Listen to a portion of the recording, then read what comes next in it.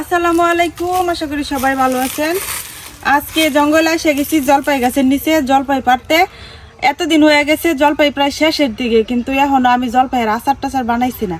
তো আজকে একটা ঝাল করে জলপাইয়ের আচার বানাইলাম, মানে টক ঝাল মিষ্টি, তবে ঝালের পরিমাণটা একটু বেশি, কারণ যারা ঝাল পছন্দ করে তারা লেগে এই আচারটা কিন্তু একদম পারফেক্ট। তো গাছের নিচে সকালবেলায় কিন্তু অনেক অনেক জলপাই পড়ে থাকে, পাকা জলপাই, আর কিছু গাছ থেকে পারাম পাকা আর কাঁচা জলপাই দিয়ে করাম, তাইলে একটু টক মিষ্টি স্বাদটা থাকবো। তো যাই দেখি প্রথমে যে পাকা জলপাই খুঁজে পাই কিনা।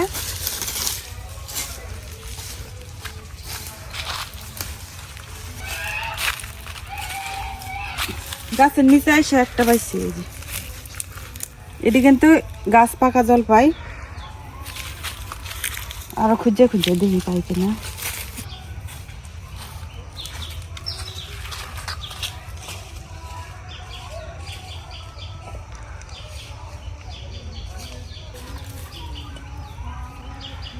এই যে এটি একের নরম হয়ে গেছে, এই যে একদম পাকা, এই যে ভিতরে এই যে এই জলপাইটা বাদুরে খাইয়া একদম ফালাইছে। আরো আছে এই যে বাদুরে খাওয়া, বাদুরে খাওয়া জলপাইয়ের অভাব নেই। এই যে কি সুন্দর করে খাইয়া ফালাই দিছে। আজকে কোনো মানে পোলা বান্ডে জলপাই কুড়াই নিতে দিছি না, কারণ আজকে আচার করাম, প্রত্যেকদিন তো তারা খাই, আজকে লেগে তারা খাইতে দিছি না। আন্টি হে গাছের তলে যাবেন, এই গাছের তলে পড়ছে কিনা। নিচে একদম পাকা টসটসা অনেক জলপাই, এখন সব জলপাই পাইকে দিতেছে, সব পাইকে নিচে পড়ে থাকে। আর প্রত্যেক দিন পোলা পানে কুড়াই নেই, দেখেন আমি কতগুলো পাইছি। এই যে এদিকে আরো যে সব পাকা, এই যে এরও বাদুর খাইয়া এটা নেওয়া যেত না। ওই যে তোমার, এই যে আর ওই যে ওই তোমার দুইটা। এইটাও বাদুরে খাওয়া।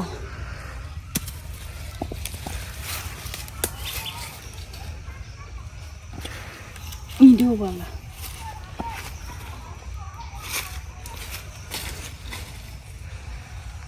যেই দিকে চোখ যাইতেছে এদিকে জলপাই একটা না একটা পড়ে রয়েছে।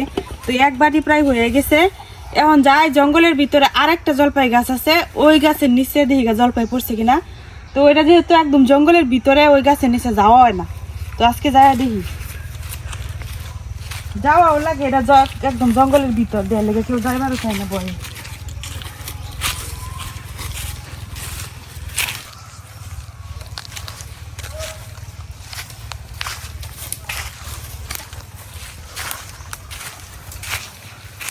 বুতা আনছি না, খালি ভাবে গেলাম।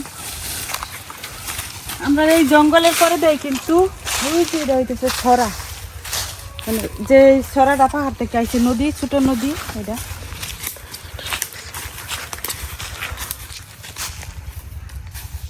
ডুবতেই দুইটা পাইছি।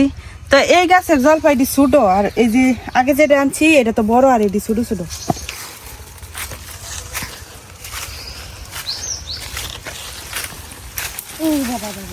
এই যে এটা জলপাই গাছটা একদম ভিতরে, আর এই জলপাই গাছের মধ্যে এত পরিমাণে জলপাই হয় পাতাই দেখা যায় না।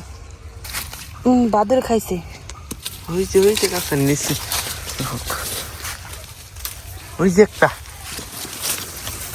দেখাও যেন পাতা মাতা ভয়।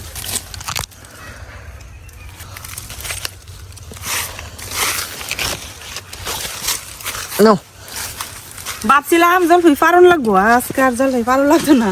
গাছের নিচে কুড়াই কুড়াই যাই দিপাইতেছি, এটি দিয়ে সুন্দর আকার হয়েছে। জলপাইয়ের কালার বোঝা যায় না। ওই যে একটা, ওই যে ডালটা হিন্দা শিয়ালের কথা, শিয়ালের কথা। এই যে জঙ্গলের ভিতরে এই যে গর্তটা, এটা শিয়ালের গর্ত, রাতে এনে থাকে শিয়াল। সুন্দর গাতাটা পরিষ্কার করে থয়ে দিছে, এটার মধ্যে হলো সারাদিন থাকে, রাতের বেলা বার হইয়াই ডাহাডাহি করে। এখানে হিতা হবে ওটা জল ফুই গাছ গাছে উঠতারলে এটা অনেক উঁচা এই গাছে উঠটা একটা মানে জাকি দিলে অনেক পড়তো আরো কারণ অনেক আইকা দিচ্ছি এই যে এদিকটা একটু মানে বাদুর আছে এইটা বড় আছে এই যে একটা দেখা হুগায় গেছে এক বাটি হয়ে গেছে এই যে একদম সব পাকা জলপাই তো এক বাটি জলপাই কুড়াইছি আরো অনেক আছে কিন্তু যে কিরকম জঙ্গল দেখেন ঝোপঝাড়ের ভিতরে হাইটটা হাইটটা জলপাই খুঁজছে পাওয়া যাবে তো যে ডিভাইসি এইগুলা দিয়াই আজকে আচারটা হয়ে যাব গাছে আর উড়া লাগতো না ওইটা আর পারার দরকার নেই কাঁচা জলপাই লাগতো না কারণ সবগুলা ফাঁকা আর অনেকগুলো হয়েছে যাই এখন আচার বানানোর প্রস্তুতি শুরু করি এক বাটি জলপাই পাইছি তারপরও রিয়াজ রে কইলাম যে একটু গাছে উঠটা একটা জাকি দিই দেখি আর কয়েকটা পরে কিনা এই যে নিচে আর একটা আমরা এই জঙ্গল থেকে ঘুরে আইতে আইতে এই যে আরেকটা পড়ে রয়েছে এই পড়তাছে রে একটু হোম মানে পড়তাছে আর টুটল দেখিস পড়িস না আবার ওইটা খালি যাই দি এই গাছের মধ্যে একটা পাখিরও আসা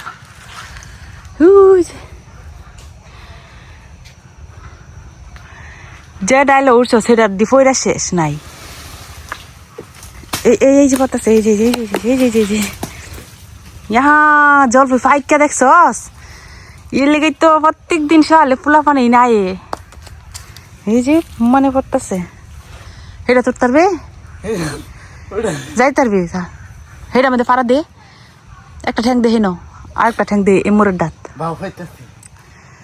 ফিসের দাঁত ঠ্যাং দে হ এবার আরো ঠ্যাং দে ফিসের আরো উপরে তুল ঠ্যাং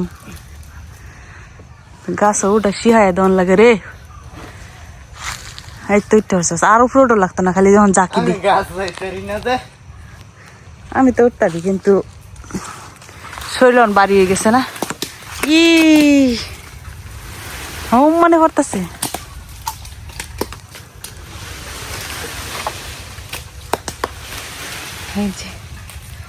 কত বড় বড় এই গাছে জলপাই দি না না কাঁচাটি দরকার নেই যে ডিফাক না পড়ছি এটি দিয়ে জলপাইয়ের অভাব থাকতো না এই যে এটি মাত্র পড়ছে এই আমার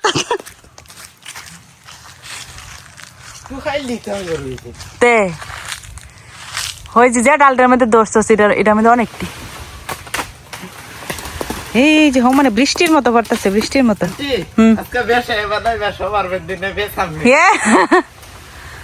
আচার খাই বসা ভাত কেউ ইচ্ছা হলে তো বানাই বেসনই যাইতো ইচ্ছা হলে বানাই বেসন দিয়ে লইলে অনেক মানে বৃষ্টির মতো পড়তেছে একবারে যে কি সুন্দর সুন্দর জলপাই হয়েছে নাইমা পর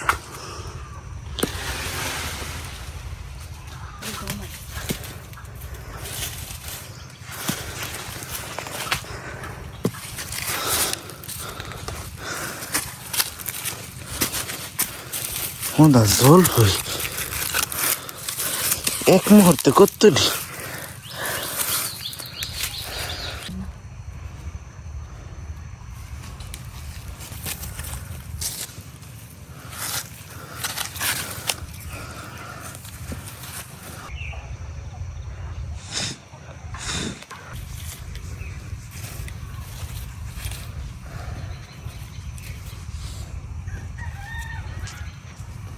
আর খুঁজতাম না একদম গামায় গেছি শীতের দিনেও এই যে আমি উনার মধ্যে কতগুলা নিছি আরো বাড়িতে আর জায়গা আসতেছে না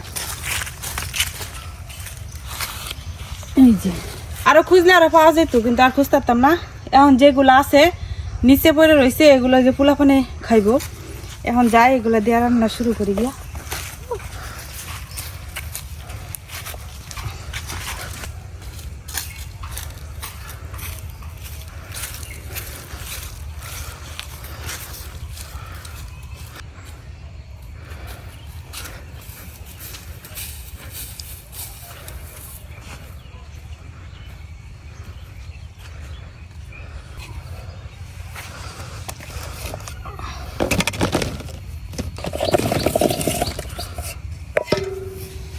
এই যে কতগুলা জলপাই হয়েছে, সবগুলা কিন্তু একদম পাকা, একদম গাছ পাকা জলপাই দিয়ে আচারটা করলে এই আচারটার টেস্টই অন্যরকম। কটাগুলো ছাড়াই নিতেছি এখন।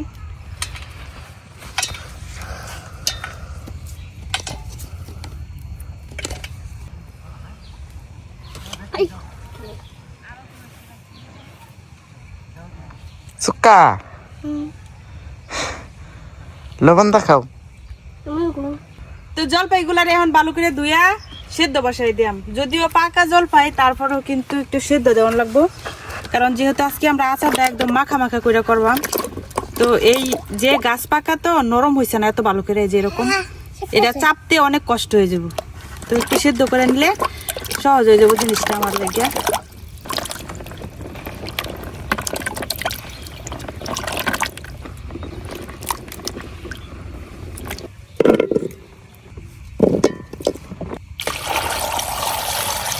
লবণ দিয়ে দিতেছি একটু, বেশি দিতাম। আচ্ছা বেশি দিলাম। জলপাইগুলো এদিকে সিদ্ধ হইতে থাকুক, আর আমি বাকি যা যা লাগে আচারের এগুলো রেডি করে নেই। আর একটু সিদ্ধ দিই।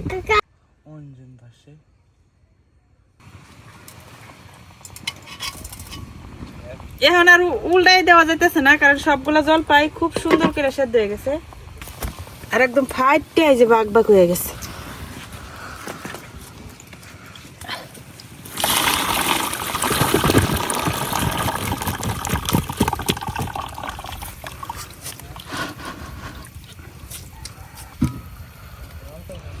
জলপাইগুলা এখন একটু ঠান্ডা করে নিয়ে, নাহলে গরম গরম জলপাই আমি চটকাইতে পারতাম না। এই জলপাইটা হলো চটকে তারপরে আচার করা লাগে। একটু ঠান্ডা হোক। এই জায়গাটার মধ্যে এখন একবারে দুপুরে রোদটা এসে পড়ছে। এখন আবার কড়াই বসাই দিছি, আর ওই দিক দিয়ে হইতেছে জলপাইগুলা ঠান্ডা হইতে দিছি। তো যতটুক পরিমাণে ঠান্ডা হয় সেই সাইডে একটু ঠান্ডা ঠান্ডা বাতাস আছে।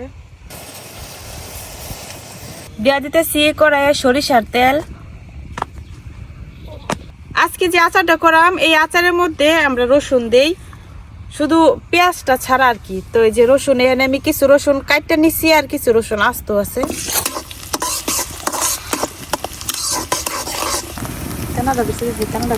দিয়া দিতেছি তেজপাতা, কিছু শুকনো মরিচ, কিছু গরম মশলা।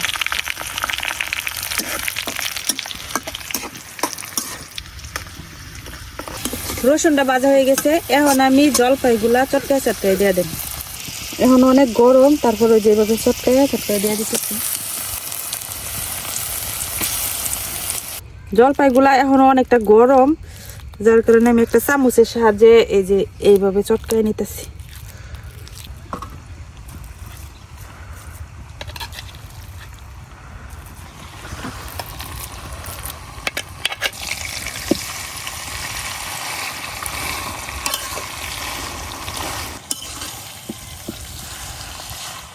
এখন জলপাইগুলোর সাথে আমি কিছু মশলা অ্যাড করাম। দিয়ে দিতেছি লবণ, ধনিয়ার গুঁড়া, শুকনো মরিচের গুঁড়া, হলুদ, জিরার গুঁড়া। এখন দিয়ে দিতেছি আচারের মশলা। তো আমার অনেক ভিডিওতে কিন্তু আমি আচারের মশলা বানানোর সিস্টেমটা দেখাইছি, আজকে আর দেখাইলাম না। এখন দিয়ে দেম চিনি,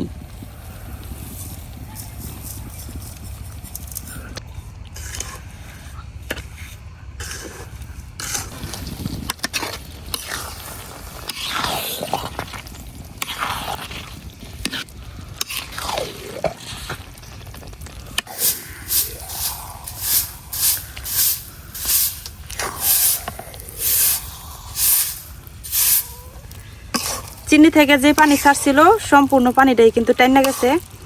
তো এখন আমি আচারটা নামাই নিলাম।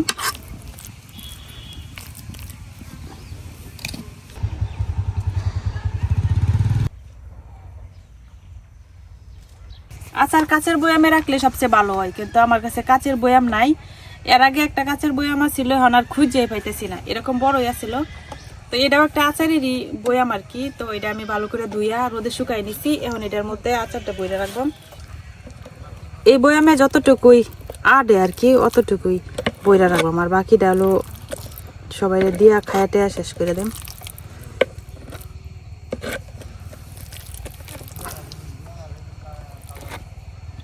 একদম পুরোপুরি ঠান্ডা হয়েছে না, এখন বয়ামের মুখটা খুললা এভাবে রাখা দেওয়া লাগবো, একটু ঠান্ডা হওয়ার পরে হলো ঢাকনা বন্ধ করা লাগবে। আচার অনেক দিন সংরক্ষণ করে রাখতে চাইলে প্রথমে বয়ামটার মধ্যে কিন্তু সরিষার তেল মাখায়া তারপরে আচার ঢুকায় রাখতে হয়, আবার ওই ভিনেগার দেওয়া লাগে। তো ভিনেগার না দিলেও মানে চতুর্দিকে ভালো করে সরিষার তেল মাখায়া তারপরে আচারটা রাখলে কিছুদিন পর পর আর কি রোদ্রে দেওয়া লাগে। তো আমরা আচার বেশি দিন লাগতো না, কয়েকদিনই খাওয়া হয়ে যাব। তো আমি এতটুকু শুধু রাখা দিছি, হলো ফ্রিজে রাখা দিলাম, তো ভিনেগার দিই নাই। এখন আমি উপর থেকে অল্প একটু সরিষার তেল দিয়ে দিতেছি, তাহলে আচারটা ভালো থাকবো আর সুন্দর একটা গ্রান থাকবো সরিষার। কড়াইয়ের মধ্যে আরো অনেকটা আচার রয়েছে, এই আচারটা হলো সবাই দিয়া টিয়া খায়া পরে শেষ করে দিয়াম, আর এটা ফ্রিজে রেখে দিয়াম, পরবর্তী সময় খাওয়া যাব। আগে যখন আমরা জলপাই আচার বানায় রাখতো তখন আচারে হাত দিতে দিত না, হাত দিলে আচার ছত্রাক পড়ে যায়।